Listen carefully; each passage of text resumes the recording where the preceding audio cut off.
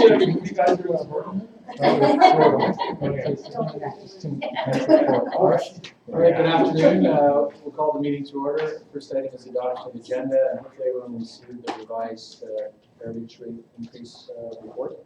So with that, we'll move adoption. Move. Second. Adoption, all in favor, motion is carried. Before we proceed with the delegation and the rest of our business, we do have a presentation here. The fire chief's here, so fire chief, if you would like to come forward. Back. Well, Your Worship, I was going to stay out of the picture. I'm going to take the picture of these firefighters who come Okay. up. We got the ED, not the lead one, but. When you get the bill, you will. All right, well, thank you for your kind donation. You're welcome. And that's not going to be at the spin classes anymore. So this one is staying at the town hall at the front door. We've also donated one to the Comox Golf Course recently and the Courtney Fishing Game Club last night. Third one in the last month. So. Good. I've got all I need. Thanks for your job. All right, cheers. Thanks, guys. And there is one at the rec center. Just You know where it is, do you? big red one next to the squash court. Great meeting. Kelly? Well, that's very kind. Okay. We have delegation, Natasha Beard-Hawken, Nelson that correctly. We'd like to come forward to the podium and you have opportunity to make the presentation. Thank you for coming. Okay. Well, thank you all. I just say this is the first time I've ever presented in front of council, so I hope I do it right. I don't know. I just have a few points that I would like to make that come out of the letter that I submitted to council, and a little bit of information that I've had since then. This is, I guess in April of 2011, I signed up for the voluntary water meter program, and I did this because I support water conservation, and I thought at the time that metering could be an effective tool to help achieve that awareness. However, after just over a year in the program, I'm quite shocked at the excessive and what I consider unfair cost in the current metering program as compared to the flat rate. In looking back at what I realized that I did not do my due diligence in educating myself about how the program worked and if I was a good fit. I agreed based on a bunch of assumptions. I actually had just had a baby in my life, and I had a toddler, and things were very chaotic, and I think unfortunately I rushed into a decision too quickly.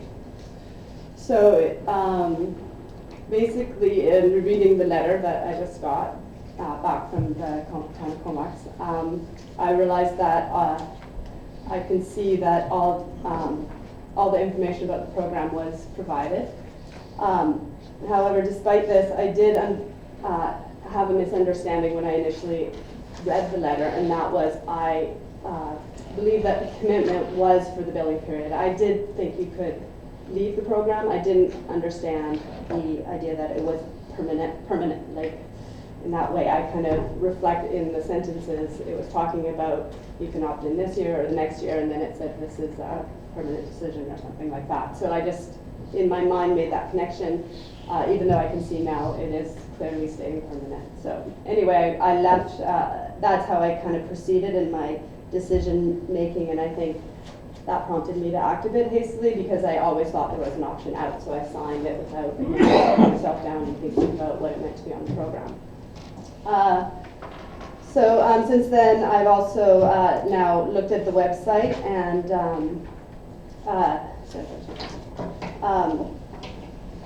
I noticed that on it said that you have to have in writing that you have looked up your annual meter use and agree to permanently switch.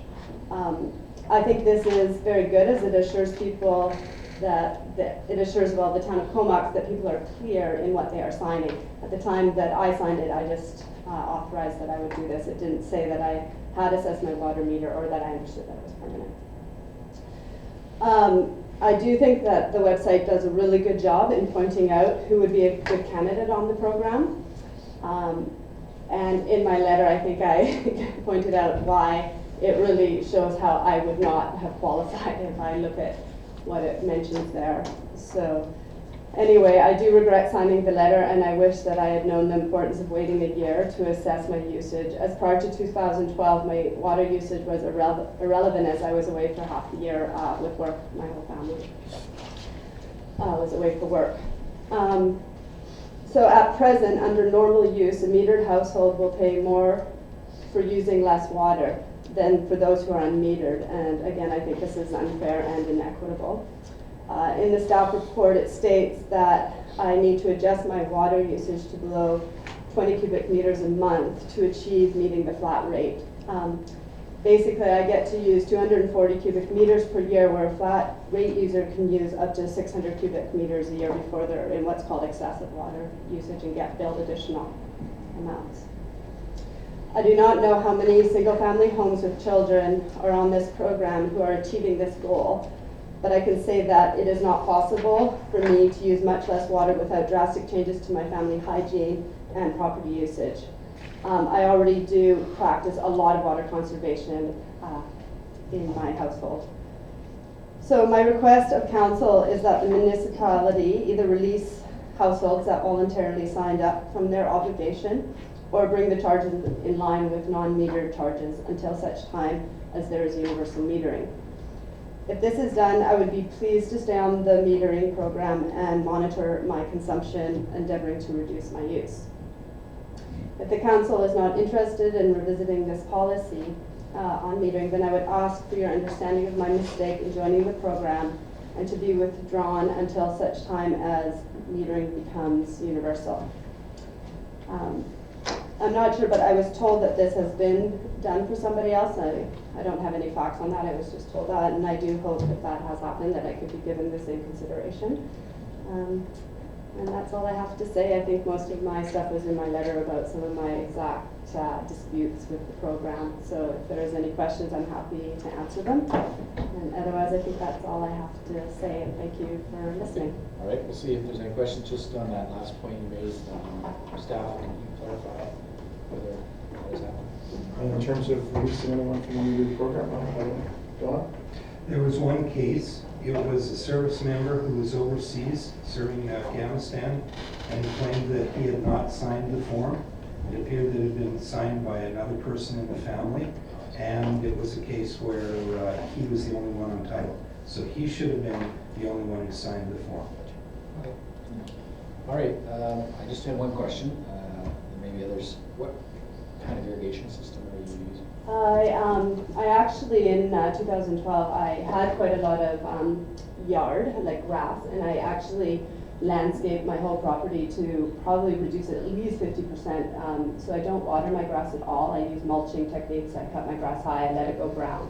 So I I've practiced, when I started gardening, I did it in the interior, and I use a xeriscaping type of mentality. So I've planted in using a lot of yuccas and things that don't use a lot of water. Unfortunately, at the beginning you do need to use water, but I use, right now I'm using a soaker system.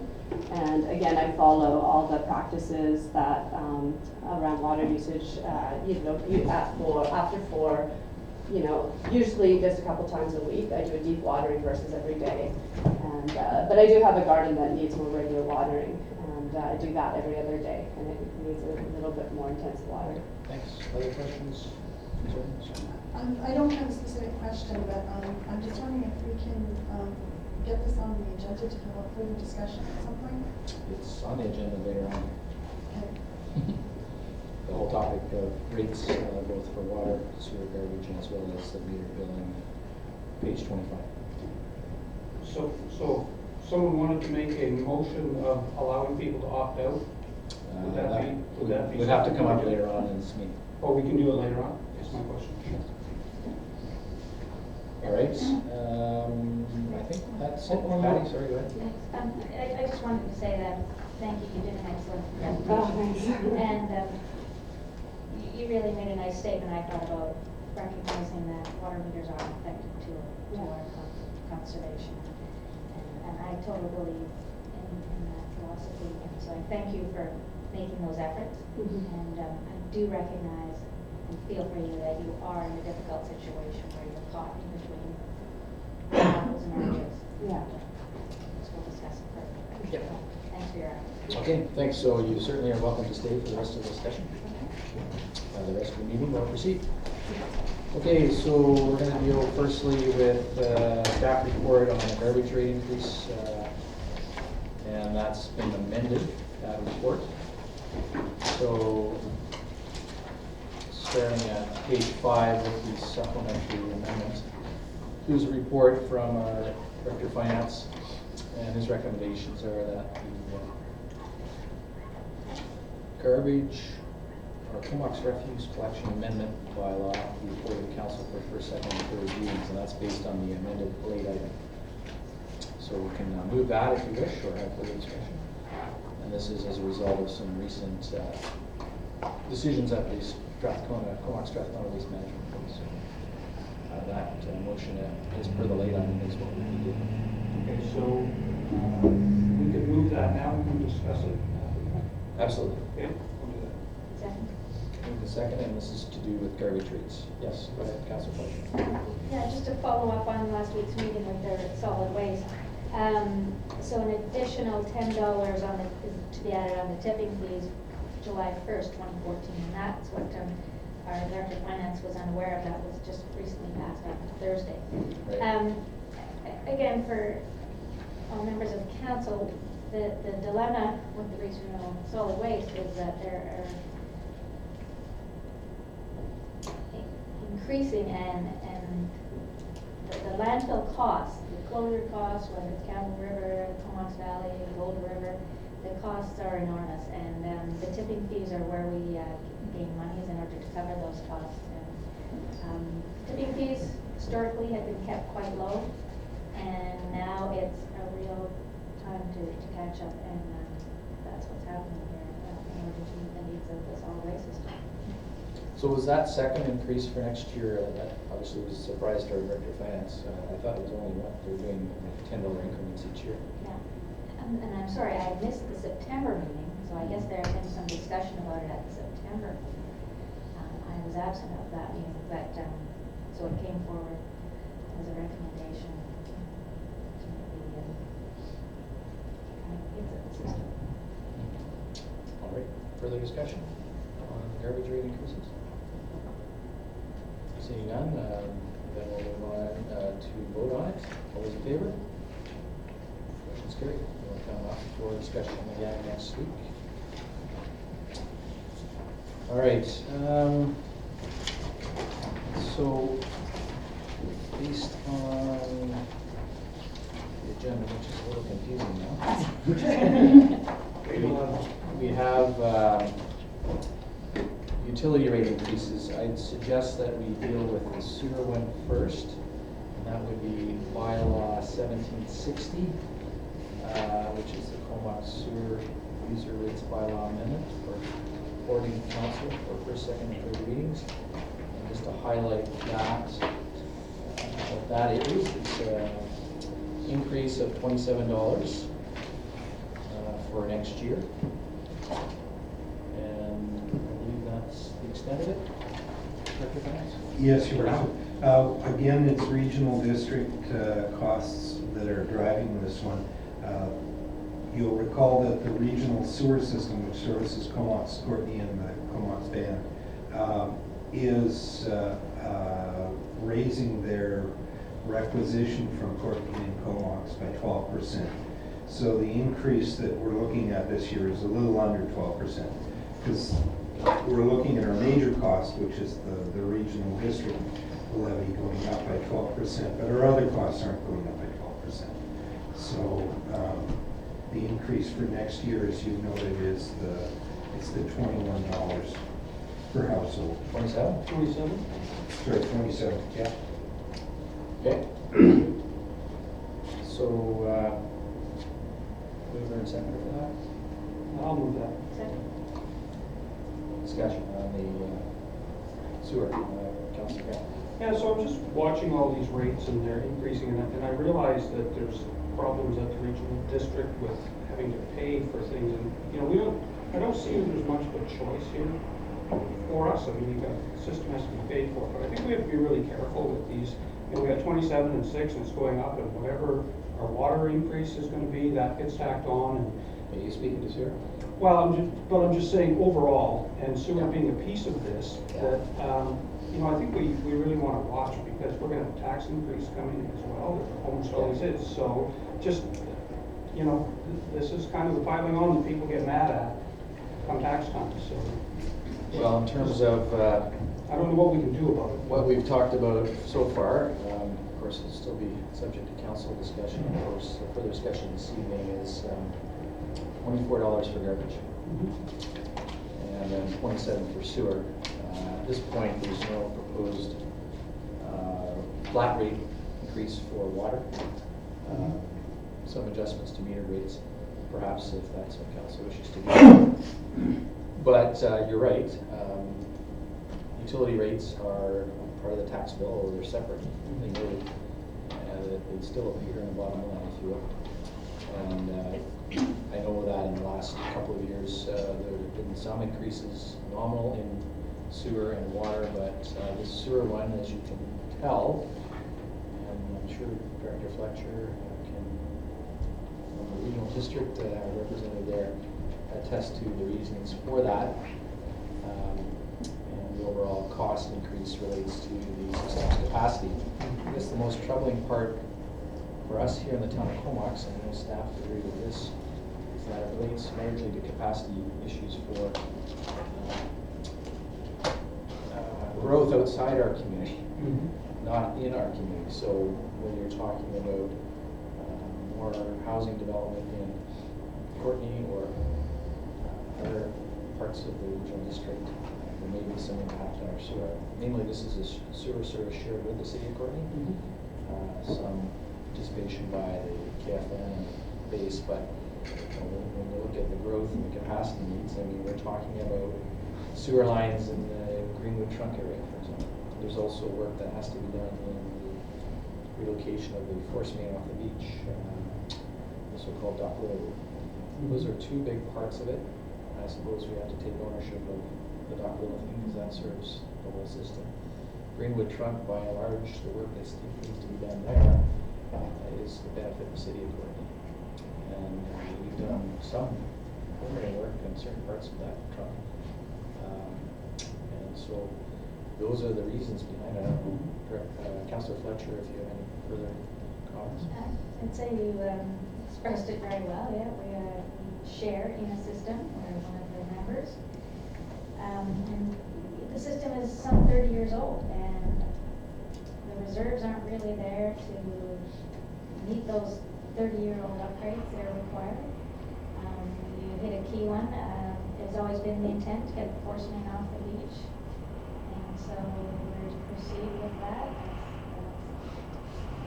That's a large expense to the service. And as far as garbage is concerned, although we've kind of passed on that subject for the moment, I'll just relate back to some of the amenity payments that are being made to not only the village of Cumberland, but also the city of Camberta for host community compensation, which until this past year has never been part of any budget. I know they do add up, and perhaps rightfully so, but again, playing catch up on that. And the closure of Campbell River site, and then all the associated costs with it. So, I mean, I would hope over time that as we divert more material, use our tonnage that's going there, whether it's through yard waste or organics, that perhaps we can keep our costs down. But we are part of a larger system. In the case of garbage, a whole region which includes Comox Valley as well as the areas to the north. So we're all into it for that. So I suppose the good news might be coming up here on the next item in the water rates. We'll see. But yeah, that'll have to be factored into our financial plan and in terms of our overall budget that we're looking at. And I know, speaking on a preliminary basis to staff, that they're looking very much at holding the line as much as they can to the core expenditures that we've talked about the last few years for the budget overall. So in the third year of our mandate, there will be any new items, and of course, we are looking at a project next year, $5 million roughly for the public works, but thankfully we have, through our low debt carrying cost and other reasons, we're able to do that through our plan currently, so there's good news there too. Any further speakers on the sewer or other related? Yes? The point for taxpayers, when they see information like this, anticipated regional sewer upgrades, that's fine. I wonder if there can be more clear information. So I think it's easier for a taxpayer to swallow when they know the finite details when the upgrades are going to be completed and the cost of it. Just to hear anticipated upgrades is pretty nebulous and gray. And there's very specific details on that available. Director Finance? We provided those to council, of course, in the spring when we had the same discussion about the 2013 increases. And I can have that schedule on next week's council agenda when you give consideration to this bylaw. We can easily put that on for your information. We're talking tens of millions of upgrades over the next few years. And regional requisition for sewer, which used to be in the order of about $3.5 million a year, it's going to grow to over $8 million a year by the time we're done. And by the time we get out to about 2017 and 18, we're talking about basically doubling the capacity of the sewer system, because once the sewage treatment plant reaches capacity, there's no way to add a little incremental bit, right? There's no way you can add 10% treatment capacity. You basically have to build a parallel system of tanks beside the existing ones and double the capacity. So unfortunately, it's just not a technology that allows you to take baby steps. I appreciate that. I think the taxpayer needs to see that to appreciate it, is my point. We'll certainly have Appreciate that information. for the next meeting the magnitude of about 70 million over the next year. Thank you for that. 10 years. So, Councillor Fletcher, then Grant. Director of Finance explained it very well, but as you recall, last spring, we did ask staff from the regional district to come here and explain what the increases were and the capital projects that were looming. And more than happy, I'm sure they would be to come again if that's the role. Usually they do that time you guys are working through your budget, so I imagine they would. Yeah. We made a special request last year to have. We can follow up on that probably sometime early in the year. But obviously these changes have to be put into effect January 1st. Councillor. Yeah, I don't know if it's possible or not, but I'm with Hugh on this one where he says, you know, if they have the information, they can buy into it a lot better. Nothing like the time we did our storm sewer and left big pipes out on the road and everybody saw the pipes and went, oh, okay, there's work going on. And that, you know, there was an understanding of how it worked. So I think it would be effective to have an explanation at tax time would be, you know, or again when the bills are going in, so that people, that's when you're going to hear you're not going to hear anything at next week's meeting. You know, we've got, what, 2 people in the audience, right? So, you know, more effective, or effective again at tax time, I think, when the bills are in the mail. We will continue to put that kind of information out there as we get it, for sure. A layman's Reader's Digest version that they can see. And we also have newsletters that go in on a couple of months. To get more information, we'll certainly do that. All right, anything further on the sewer amendments at this point? Seeing none, all those in favor? Motion's carried. All right, so water rates. In terms of what's being proposed, then a bylaw to come to the council for first, second, and third readings. Bylaw 1759. And that is based on no increases in the flat rates and 3-cent increase in the metered rate, and for those using over 600 cubic meters a year, 4 cents. So we can move that if you wish at this time. I'll move that. Second for discussion. Okay, any discussion on that? One concern I had about the proposed changes, and this kind of relates back to our delegation order, is that my view, and this is based on my own experience having opted into the metering program, is that there isn't a whole lot of incentive to flow meter as indicated. Once you use any kind of irrigation system, whether it's a soaker system or automatic sprinkler system, it doesn't take long for the amount of water going through that to add up. And we've been pretty diligent in our own household about it. But I think overall in the year we've saved less than $10, which is fine. It was a good experience, and I'm sure we could probably do better next year. So one idea that I bounced around with the staff was the possibility of reducing the monthly minimum charge by a couple bucks from current $17.50, is it? Yes. To $15, something like that. Would allow those who have opted in, and maybe those who may wish to opt in, further incentive. So that's one possibility. We have, and I've seen a number of letters go to people with meters, but not necessarily paying a meter rate at the other end of the threshold, which is the over 600. And in some cases, we found people with leaks, hoses left on, things like that, and it's been actually quite a useful exercise. Not necessarily because they're paying a meter rate, because they're not, but to show where those thresholds are being exceeded and to kind of warn them on an ongoing basis. And I know staff have worked with residents and monitoring their systems, doing the 30-day readings to figure out if there's leaks, and some corrections have been made. So there was some talk at CEO's level and the director of finance level about possibly reducing that threshold from 600 cubic meters.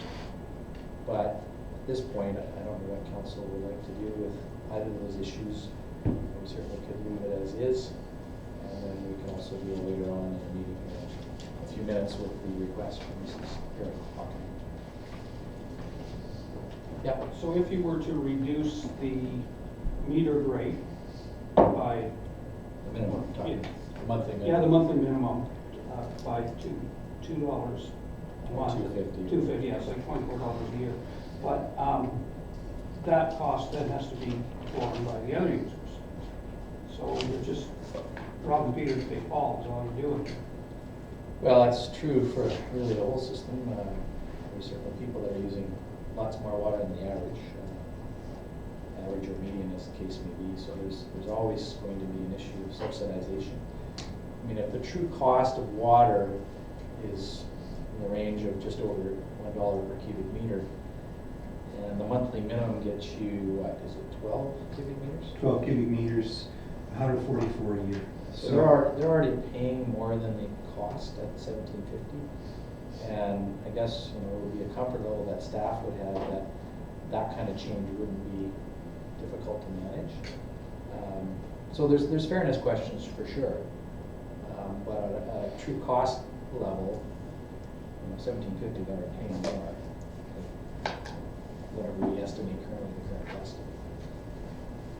So I mean that I don't make the suggestion lightly, but then I also don't make it in terms of being a strong suggestion. I'm just saying it's a possibility. Yes. Your Worship, just to kind of put what you've discussed to frame it a little, if someone uses the minimum right now on our metered rates, they pay $210, they use 144 cubic meters of water, so their effective rate is $1.50 a cubic meter, roughly speaking, right? $210 divided by 144 cubic meters. If you go down to around $15, then you're recovering $180 on the same 144 cubic meters. They're paying about $1.25 a cubic meter, effectively, for the water they use. That's more than the 96, both of those are well more, but particularly at 210, you're well over the 96 cents a cubic meter that you charge for use over 12 cubic meters. So I really do feel these people would be paying their freight. Now, Councillor Grant is correct in saying that ultimately we've got to make up revenue losses somewhere else. And over the long term, the flat rate would rise. Right. And we have roughly 118 customers on the meter program. got 118 single-family homes, 2 duplexes, 2 houses, 1 duplex, and roughly 100 units in 3 strata developments. There's another strata development in excess of 30 units going to be switching over next year. So we're still talking pretty small numbers compared to the roughly 5,000 plus customers who are still being charged a flat rate of $327 a year. I don't know if I missed it or not, but did you say how many people voluntarily signed up to go on the water meter program? 118 single-family homes. About 118. And two houses of a duplex, and then there's there's 3 stratas that combine total a little under 100 units. Yeah, go ahead. So, well, that just tells me that if we've got, how many houses we've got on meters, and that's the number of people that have decided to go, that our program is not working. There's no, obviously the incentive doesn't work. We've got a lady here that wants to opt out. I think that there's, I don't know where you go from here with it, but it's certainly not working the way it is, so. Well, that's why my suggestion might be, and again, subject to what the committee thinks and the council ultimately decides, that this is something that we're going to have to look at on an ongoing basis. Every year, of course, we'll look at the flat rates and the mid rates, and we have put the infrastructure in. As I alluded to, there's been a number of successes in terms of people, even those that have not opted in finding leaks and other issues with people's connections and so on. So, our consumption overall has gone down. In one particular case, a leak was found in the vicinity of Real Brooklyn School that was part of the town system that, they're looking at that whole area, again, was found to be a success. So it's not necessarily the number of people that sign up that gives an indicator of success. It's the principle. It's not unlike, I suppose, our organics collection system, where we have about 10 or 11% of the people using it, and yet the objective is valid. So, however, again, that's up to whatever council or committee would like to do. We can leave it as is, and see where we go with the program on an ongoing basis, or make some tweaks to it as we go. Yeah. Well, I think we're in the situation very well said by our delegation that it's just not equitable, it's not fair what's going on. You may say it's, the program's not working. It's not. It's not. And, we're not all on the same page, everyone's not playing the same game. To me, what it seems to be is that to increase it on the people that are using the water meters is not right or fair. They're pretty much paying for the actual cost of water. It's the flat rate that I don't see, and that's a bit of a guess, because you don't know how much people are using for water. But I'm certainly not in favor of the metered people being charged anymore. They're more than paying their real cost for water. So I'm just wondering, maybe if we could send this back to staff and see if we can do a little adjustment where the water metered rates could perhaps be reduced, as you suggested, or some other way perhaps, and that the flat rate come up with. Yeah, my suggestion was around the monthly minimum, not necessarily the short rate. But I'd rather put it to staff and have them, as they know better than we do, to suddenly start playing with numbers here. all right, we'll see where that discussion goes. Brian? Yeah, and I'd support what Councillor Fletcher said there. Is there something wrong when we have a woman here who wants to conserve and wants to be on a water meter, and the incentive, she's not being rewarded with an incentive for doing so? That to me is illogical. And I think we've got to look at a way of making it work for somebody, and to support somebody who wants to conserve water, which in the long run is good. Yeah, so I support going back to having staff relook at that, at the flat rates. Yeah, and I guess the challenge that I see with that is that staff are going to have presented, obviously, a preliminary budget which shows, that actual consumption overall is slightly down. So there's arguably no reason to increase the flat rate at this point in time. With the number of people being small that are on the metered rate, there might be some ways to entice or encourage by reducing the monthly minimum. I don't think necessarily that we want to be reducing the proposed rate increase from 93 cents to 96 cents because we're looking at getting close to the true cost of water. I think when we implemented the monthly minimum charge, staff and council are being cautious, again, for the reason that Councillor Grant mentioned, that we want to make sure there's a coverage of the base cost. But in looking at it in hindsight, I think that could be reduced. Now, whether that's going to work for me or whoever is on the program will depend entirely on how much water they use. Right? So that's the structure. And as you saw at the regional district, there was a series of steps taken to try to address that issue. Yeah, go ahead. I'm just really concerned that we're creating such an inequitable situation between our metered users and our unmetered users. And it's also inequitable between our flat rate users, essentially. Yeah. Because whatever the flat rate is based on the whole package. So it allows some people to use tons of water, others not on meters, to subsidize them. Absolutely. So I mean, unless you go through the whole exercise of a universal program, which of course isn't likely to happen in the next few years, you're always going to have to deal with those inequities. How do we balance those out? We're never going to get it perfect, but we can certainly look at improving it.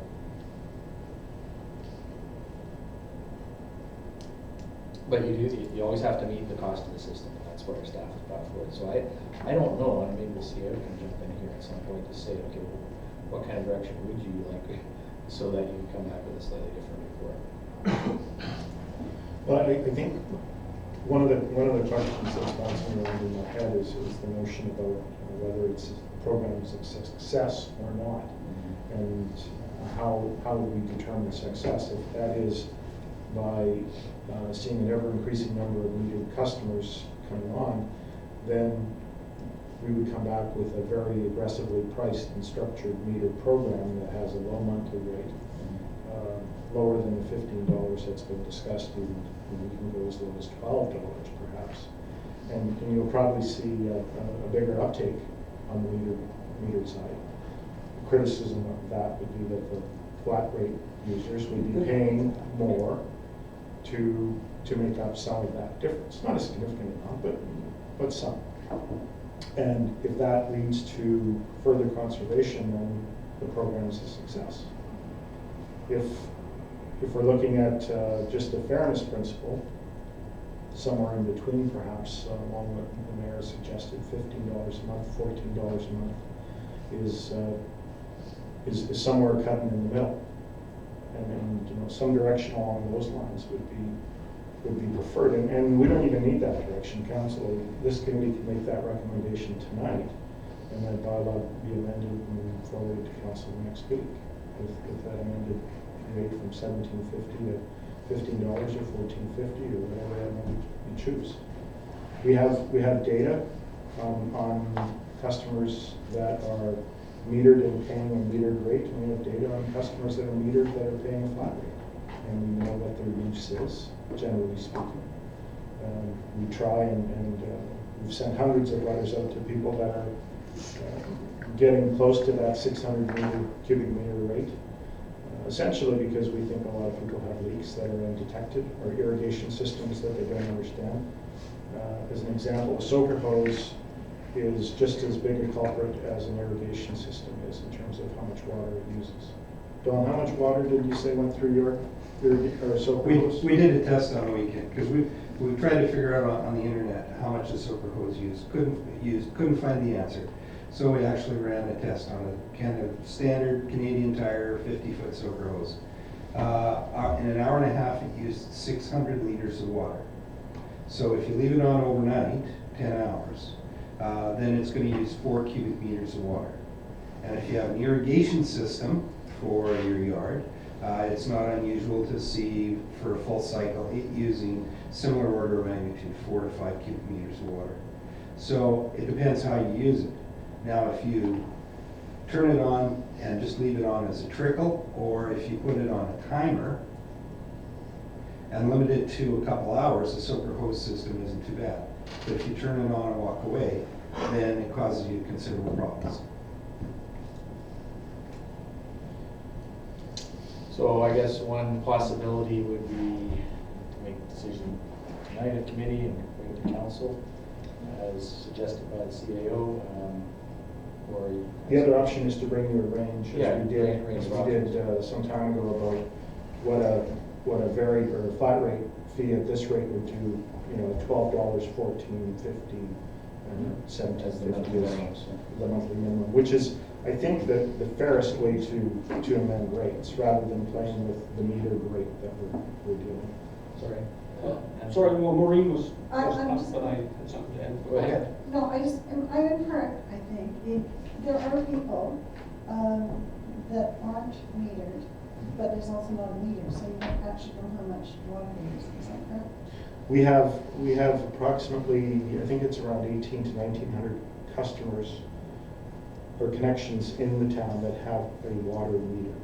Right. Of those, give or take, 200 are paying a metered rate. That includes single family and multifamily. But we do have data in terms of everybody's usage that we collect on a monthly basis. That are metered. Yes, But- all those metered Only the homes. metered ones. Yeah, Yes. but I guess the majority of households are neither metered, are not metered at all. Yes, yeah. So they're on flat rate, Yeah, and and you I- don't actually know how much water they're using. And No. they have no choice. No, but we can make an estimate because we have meters now located throughout the community. They're not just in the newer areas. We have a fairly wide range of examples of where homes are and what their usage pattern is. And some time ago, we did the staff did an analysis of Lancaster Heights subdivision and found, those are meters, all brand new houses, right? So they found, I believe, that 25% of the water was being consumed by 10% of the people. Now, that might not be exactly what we said, but that was sort of the general sense of it. Of the single-family homes, we've got over 1,500 single-family homes. So we've got over a third of our single-family homes metered. And with the exception of 3 months earlier this year, every month since we started reading the meters in April 2011, 10% of that group of customers use 25% of the water. So if you take all the readings and you sort them from high to low, take the top 10% of those 1,500 plus readings, and you'll find those 150 customers use 25% of the water that's used by all 1,500. It's pretty impressive. And I guess, really, to answer the question, Councillor Swift poses, yes, we don't know the other 2/3 of the single-family homes actually use it. You have to extrapolate, right? And some of the newer subdivisions, newer homes may have more sprinkler systems. But then again, they may have less leaks. You would hope so. And it's hard to exactly say, but anecdotes. So the one problem though, when Don talks about whatever it is, 10% of the people are using the majority of the water, is those guys are never, whatever it is, they're never gonna sign up for a water meter, those guys. So, I don't know about that. But it seems to me that part of the problem here is the minimum consumption in the month. Right? Like if she was allowed to use more water in the month before she was actually starting to get charged more, I think that's got to get factored into this too, right? Because Or pay less for it. yeah, or well, You gotta balance it. you got to. Yeah, I mean, it all balances and all ends up costing the other guy money. So there's no way around that. But you got to. It seems to me that. I mean, the delegation seems to me to be doing as good a job as you could possibly do on conserving water and still can't get the consumption goal. Correct your finance? Right? In terms of how much water a typical house uses, and in the summer, of course, it's more, but this time of year, typically a median house, so of those 1,500, where we've got positive water meter readings, where there's actual water use, half of them are using, last month, 12 cubic meters. So typical water use off-season is 12 cubic meters. And we had some of that data when we set the 12 cubic meters minimum per month. That's why we picked that number. That number actually was picked with more intention than any other thing, simply because we knew it was achievable. Half of our customers were doing it. And if you look at the report on page 20, I guess it is, with this chart of 1548 Skeena Drive, you see that by and large, January through April, it's in the range of 12 to 20. And then October, November, December, generally low, for whatever reason. Last October of 2012, it was 80. Who knows what was going on there, but and that's been our experience, is that, throughout those years you're not watering outside for whatever system you have. You can keep it down to a minimum. Obviously, different numbers of people in the household will be a factor as well. But I would say that, yes, the delegates indicated efforts to conserve, and certainly we should be commended for those efforts. And everyone's experience is going to be different, and they're going to figure out their systems, what they use, and so on. And again, come back to the point of whether it's increasing the amount of water you get for $17.50 a month, or perhaps reducing the cost you pay for your 12 cubic meters, is what the minimum is now. Yes, I think there needs to be an adjustment there. And will it result in a whole bunch more people signing up? Only time will tell. But I think we have to provide a bit of an adjustment. Well, I don't pretend to know the solution, because I mean, we had this discussion some time ago, and this was foreseeable coming down the pipe that we were going to get into this.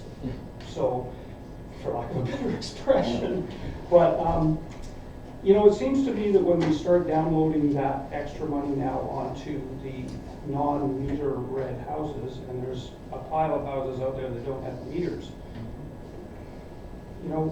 they're now, it's not really fair to them to, and I look and go, good luck raising the rates over this issue after all the kerfuffle that's gone on over it on the non-metered people. So, we've created our own kind of boondoggle here, I think. But I think something that might actually work a little bit here would be if we were allowed to allow people to opt out, so that they can come in, they can try it, they can find out it didn't work for them, or maybe it does work for them. My practice with a lot of things is that once you sign up, you pretty much stay there. But for some that don't want to, I think that would be actually something that would make people look and go, yeah, I don't mind trying that for a bit. Sure. So well, we can certainly get to that kind of policy discussion here in a moment. Okay. In terms of the rates, though, I guess the last bit of discussion we were having was a possible referral of this motion. The motion has been moved and seconded as is. So it can either be passed, it can be defeated, it can be amended, or referred back to staff for further options. So we can certainly talk about the opt-in, opt-out thing in a moment, but I think in terms of rates, what's your thought? For clarification, are we just talking, we didn't move that whole recommendation with sewer, water? We've done the sewer, we've done the Yeah, we did garbage. them separately. Yeah. Broke And them. now we're left at the water rate. Yeah. We moved and seconded as is in terms of the report, which, to refresh, is to increase the meter rate by 3 cents, leave the flat rate alone, and also for anyone over 600 cubic meters a year, which obviously is only those that are metered, 4 cent increase. Motion is on the table? It is. It's been moved and seconded. Seconded. So whether you wish to make any amendments to it at this point, or pass it, and or refer it back. Well, what do we call a question? I'm just asking for it. Motion to refer? Okay, a motion to refer is a secondary motion. It is, needs a seconder. I'll second. Okay, so refer back to staff for report back. I would suggest that the next committee of the whole, is that sufficient for time and place? Was that time enough for your rates? I was just thinking in terms of timing here, that we need that bylaw adopted, the utility rates bylaw, before the end of the year. Right, you have 2 council meetings scheduled in December, I believe, Yeah. but this means you wouldn't be able to cancel the second one. All right, let's deal with it tonight. All right, so Just, refer it to a future meeting, and we'll see which one we can get it to. Either next week or the, Yeah. yeah. You're okay if it comes back to council directly then? Want a motion to refer? Okay, so we'll clear that. All right, any further discussion as to time and place? Seeing none, all those in favor? Motion refers passed. Thank you for your deliberation, council. It's not always an easy issue. We'll tackle it further. So, we now will receive the letter formally from our delegate, and the report is associated with that. Motion to receive. I'll move we receive that. Second. On receipt, we'll vote on that. All those in favor? Motion is carried. And discussion further, yes. Councilor Smith. I think that this delegation has presented a reasonable case, and has pointed out the inequities of the system. And I think in the interest of fairness, I think we should allow people to opt out of the program at this time. Are we making a motion then? So, Okay, well, if you could put that into a motion, then we can discuss it. okay, I move that people may opt out of the metered program after, if they wish. I'll second that. Okay, discussion. Councilor McKenna. I'd speak against the motion in that the delegation said that she would be happy if they brought the charges in line. And this is going back to staff for discussion, and we'll have a further discussion on this later. So I don't think we need to make that decision right now. But she made it clear that she'd be happy if charges were brought in line, and we're contemplating some charges and changes by going back to staff. Okay, Councilor Swift. Well, I agree, and if she decided to stay on metered rate, that would be fine. But I think the decision to make people remain on it when it's not working for them is kind of an arbitrary one. And I think that people should be given the option, given that 2/3 of our community is not metered and is using as much water as they want for a flat rate, that, the other portion of the community that are really making an effort to conserve should, if it's not working, have the option to opt out. Yeah, and I think most of our community members, based on the data that you can extrapolate, are actually doing a good job at conserving whether our meters are not. So I don't want it to be thought that people not on meters are just going crazy. I think that everyone has got the message through a combination of education, enforcement, and engineering, in this case meters, that the water shouldn't be taken for granted. As far as the specific motion is concerned, I would have to agree with what Councillor McKinnon says. Let's see what we can do with some adjustments.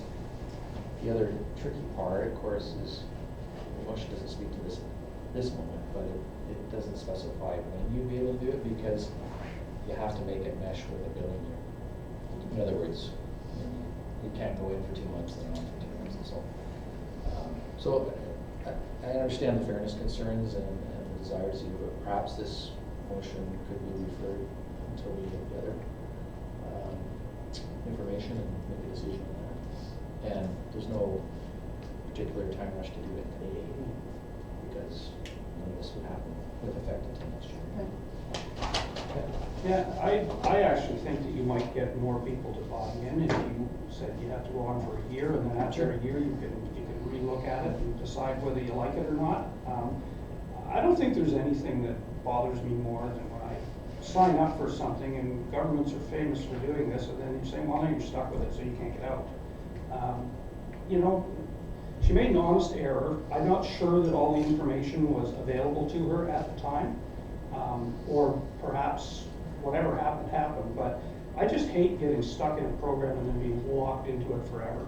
And I just think in total fairness to everybody, that you should be able to, in some form, get out of the program if you don't want to be in it. And I think you'd find that it would probably increase the number of people that would sign up. It's a possibility. So I would take it as a friendly, just for the wording of the motion, that you would be talking about on a year-to-year basis. Yes, yeah. Okay. And I'm happy to refer it, I just. Well, we should just do that formally. I won't ask you to withdraw, we'll just say motion to refer, you'd like to make that? Yeah, it's a motion to refer. Seconder to that? Till the same time as the other report comes, I'll second that. Okay, all those in favor? Motion's carried. Okay, thank you for that. And thank you, Mrs. Barrett Hawken, for coming today and talking to us. I know that's not always easy, and I think you provided some information that will help us going forward, and we'll let you know how it all turns out. Okay, look forward to it, thank you. Okay, that being the agenda. In favor?